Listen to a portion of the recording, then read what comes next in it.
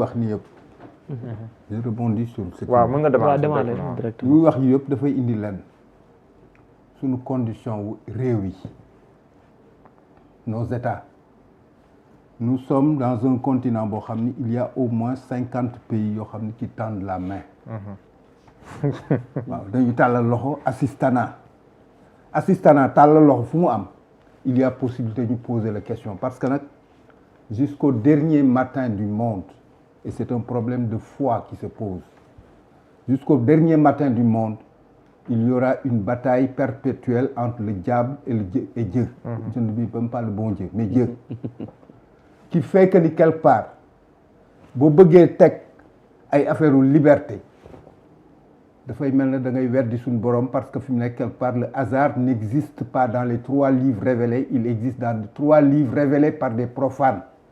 benn bi Larousse la tudd benn bi Littré benn bi Robert du côté du divin le hasard n'existe pas. tey jii ñi bëgg régenter le monde di def loo nit ñi n'importe quoi à la limite effectivement ñoom ñoo indi situation yi parce que suñu réew yi dañu tàllal loxo tey jii laa gën a gëm ni fi mu nekk Ousmane Sonko ne s'est pas trompé. Il n'a pas à la limite aussi fait dans le suicide. C'est pas une attitude suicidaire c'est l'attitude de quelqu'un qui est engagé adossé à la foi et qui croit effectivement à ses combats c'est-à-dire que bu fekkee ne da nga jiital damay nguuru ak nguur il y a possibilité effectivement que lu nekk nga dellu ci gannaaw Ousmane Sonko a pris cette charge-là sur lui yabalul wutul personne interposée c'est un combat boo xam ne réellement ce n'est que le résultat d'une foi à laquelle il appartient et qu'il revendique loolu mooy wax ji en fait yëpp nag dafay poser problème souveraineté boo bindee problème liberté dañuy am préjugé favorable bés bu nekk ma wax ko ci ay plateau wala dans des espaces comme les nôtres ni ñu toogee le droit d'aboyer est un droit humain taxaw ci mbedd mi yoo wow mais c'est un droit de l'homme mais à la limite ndax nit ñaa ngi nekk ci mbedd mi di wow ah le droit de faire l'idiot est un droit de l'homme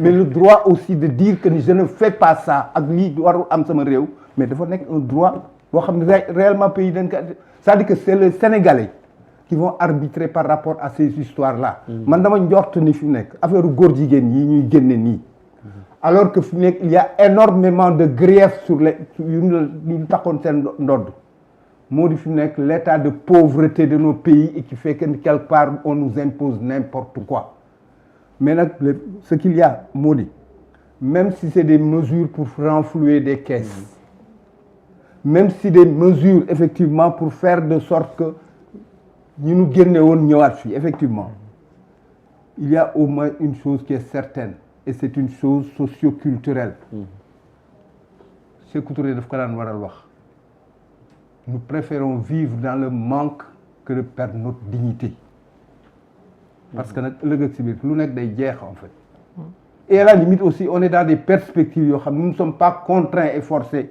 parce qu'il faut effectivement régler ceci régler cela dugg ci n'importe quoi nous ne sommes pas obligés de nous allier avec le diable loolu mooy wax ji en fait tey jii plus que jamais les peuples sénégalais parce que nag c'est le peuple qui a le dernier mot coow li moo di l'état kati les procureurs la justice machin chouette c'est le peuple askanu Sénégal ñoo am le dernier mot et c'est un peuple boo xam ne fi nekk c'est à 100% croyant waxuma musulman mais croyant parce qu'il y a les 3 religions qu'on peut trouver ici dans ce pays ñooñu fi nekk ils regardent les jeux se faire ils regardent les engagements se faire et se défaire bu heuram jotee effectivement ñooy montrer waat encore qu'ils ont besoin bu mu njaam ñu dagg leen les liens de servilité et la souveraineté effectivement de gën a taxaw ci biir réew mi c'est-à-dire que moi j'ai l'impression d'assister à un cirque sur beaucoup de questions nag à un cirque et à un théâtre boo xam ne fi mu nekk c'est presque des prémices de fin de règne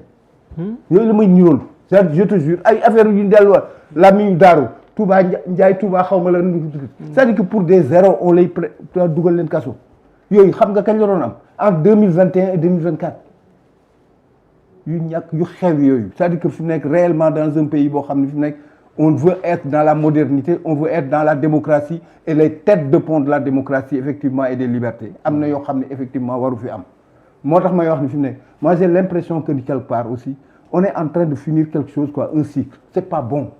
c'est-à-dire que tey jii état bi si boppam moo waroon xoolaat tey jii Diomaye dafa waroon nekk si ni mu ne serait-ce que ni muy waxee affaire u kiiraay patriote des républicains effectivement. être dans une perspective d'être de souveraineté aussi. gis naa nit ñi di tàcc di wax way l'état xaw ma lan a reçu. 340 milliards de la banque mondiale. c'est dire quoi c'est dañoo bés bu nekk Touba wane ay leçons xam nga leçons yi mooy lan. am na nu muy demee état yéex ñu joxe ay mot d'ordre au niveau de la Mouridia. yi gars yi bëgg yëpp ñu régler que sans attendre l'état ou la banque mondiale ou le FMI. c'est-à-dire que fi mu nekk affaire u dogu la il faut que les Sénégalais comprennent que ni fi mu nekk ce pays ne se fera pas forcément avec le FMI et la Banque mondiale mais il se fera effectivement avec les Sénégalais. ñu xam nag ñu nekk comme Mao disait je vous appelle à 100 ans de souffrance pour 1000 ans de bonheur. loolu mooy wax jàmm fa c'est-à-dire que le peuple sénégalais doit être éduqué s'éduquer et xam ni fi mu nekk la liberté ne permet pas n'importe quoi yàlla juumul ba ñu koy corriger. D'accord. Dieu ne s'est pas trompé. Oui, mais compte tenu de cette. dama bëggoon. waaw en fait dama bëggoon li mu wax am na solo. mais vous savez parfois aussi on est en politique. et on gère un État. Oui. et on n'a que 5 ans. ngir présenter benn bilan. te on a aussi. Présenter un bilan à qui? waaw à un peuple au peuple. Ah voilà. gis nga peuple boobu nag. est un peuple loolu boo xamante ne qui devient de plus en plus hyper exigeant. d'ailleurs c'est un des critères d'une société démocratique. peuple day exigeant. ba tax nag gis nga boo toogee ba 2 ans ñu ngi naan waa ji nan la fi def bi fi toogee ba léegi yaa ngi dégg sax ñenn ñi naan la liñ fi jot a inauguré sax wala chantier ñu fi jot a liggéey sax mooy chantier wu Macky Sall yi moom la ñuy continuer. kon gis nga boo nekkee tamit jiite état comme ku mel ni Bassirou Diomaye Faye tey. moom ala nga nangu ko ñàkk koo nangu mooy bëtam 2029 la ko teg. te 2029 bëgg na bu fay yegg mu amul lenn lu mu teg. sur la table. lenn loolu li mu teg sur la table booy xool ala kulli yàlla bokk na ci mu teg ay chantier ay infrastructures et autres te yooyu financement koy joxe. c'est-à-dire que xam nga état africain yi ñun fii ak génnuñu ci ñàkk mënal suñu bopp mooy wabal ñuy tàllal ñu nekk sous perfusion financière. wolof dala naan ku la abali gët. fu ko neex ngay xool fu ko neex ngay xool. bés bu ñu mënalee suñu bopp li Pastef bëgg du mënal suñu bopp te damay fàttali gars yi souvent ni leen mais Pastef daanaka indiwu fii discours bu nouveau discours yi Pastef di wax ni mais depuis avant l'indépendance ou au lendemain de l'indépendance il y a des partis des acteurs politiques sénégalais qui ont toujours tenu ce discours amaana amuñu woon dayoo bi Pastef am wala bi Sonko am mais moom sa même yooyu yàgg na fi. gis xam nga ni gars yi amoon nañu sax journal yi gannaaw yéen ay journalistes ngeen. journal lu ñu tuddoon noonu boo xamante ni dañ ko doon xeexee Senghor loolu yàgg na fi am. Majmout Diop yooyu. moom lañ doon woote. amaana Sonko nag ñëw na peut je ne sais pas lan mooy expliquer. mu am la ñu lay amutoon. loolu amaana benn sax dugg si parti bi te moom musul woon xam ne voilà lu tax mu am mais léegi. dama bëgg ñëw ci benn bi après mooy troisième. waaw dama bëgg ñëw ci mbir mu. waaw ñu doon wax léegi. waaw mbirum dama lay wax benn affaire. là je fais juste on parle en tant que scientifique. oui pas là un peu pour péter ak kenn xamul. gis nga Afrique analyser en Afrique. le nombre de pays africains yii di légaliser ou dépénaliser. légaliser ou dépénaliser l'homosexualité. daanaka nii lay. day gën a bëri. day gën a bëri.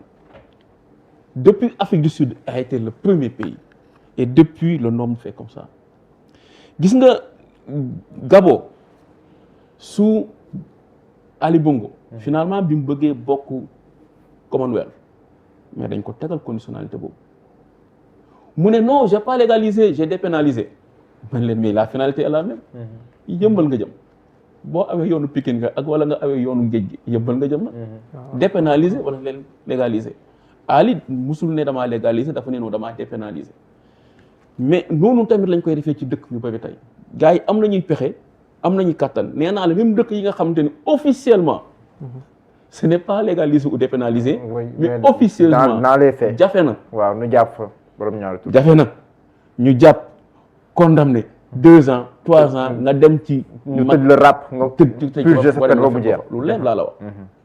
même dëkk yi nga xamante ni ba tey nanguñu ko jafe na loolu am fa. li waral mooy lan gars yi dañ ñoo am fu ñu téye ndax ñun ba tey dañoo nekk di tàllal.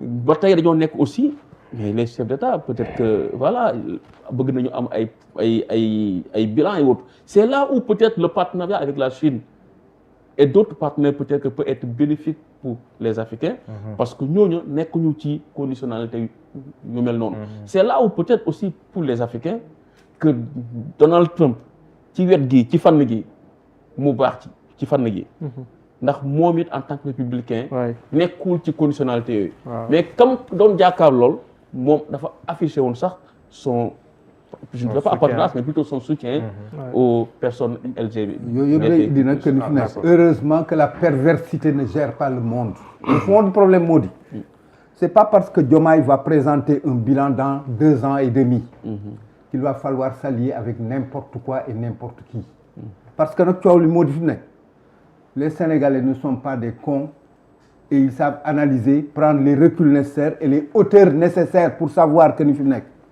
c'est pas à tous les plats qu'ils doivent s'asseoir pour ñëw lekk. waaw sama papa dafa daan faral di wax buñ ko joxee xaalis envoyé ko mun li fi nekk j'ai reçu l'argent que tu m'as donné bah tu l'as honnêtement gagné foofu la Sénégalais yi toll léegi. pour dire simplement que ils ont besoin de sortir de ces nuits-là et à la limite tàllal loxo bi nga xam ne fi kenn xamul fu muy indi tey jii nag fi mu nekk sénégalais yi ñoo ci mën a dimbali sénégalais yi nga xam ni gëm nañu loolu parce que buumu njaam dafa war de ça fait 60 et quelques années qu'on en parle. Effectivement tu as raison Ousmane Sonko n'a rien inventé bés mu nekk moo expliqué ak ñoom Mohamed nii pour leur dire que ni fi nekk tey jii bu ma àndul ak Ousmane Sonko dafay mel na je me suis dédié. il y a 50 ans. loolu sax dina si ñëw après mooy prochain point bi. ñu bàyyi ba parce que waaw d'accord ñu dem si Bira. yow lii ndax bokkul ci li la bettam déet. waaye it ban ëllëg nga ci séentu. lii xew na ci mbirum ngóor jigéen mi wala ñenn ñi ci doon tuumaal. Babacar pour parler court. pour synthétiser. bettuma te am na ay misaal yu ñu doon jox fan yi yëpp. sujet bi yaa ngi gis ñu naan boucler nañ enquête bi auditionné nañ leen. nangam ba seen avocat yi sax di am sañ-sañu dugal liberté provisoire. mais boobu nga waroon xam ni kon yëf yi mu ngi ci yoon bi. ñoom kay ñii ñëpp lañ leen di bàyyi. ñii ñëpp la ñuy bàyyi. traque des biens mal acquis reddition des comptes yëpp pouf foudre de perlimpinpin dara nada c'est juste pour tromper l'opinion mais du produire dara. dara laa ci gëm. mais l'opinion a conscience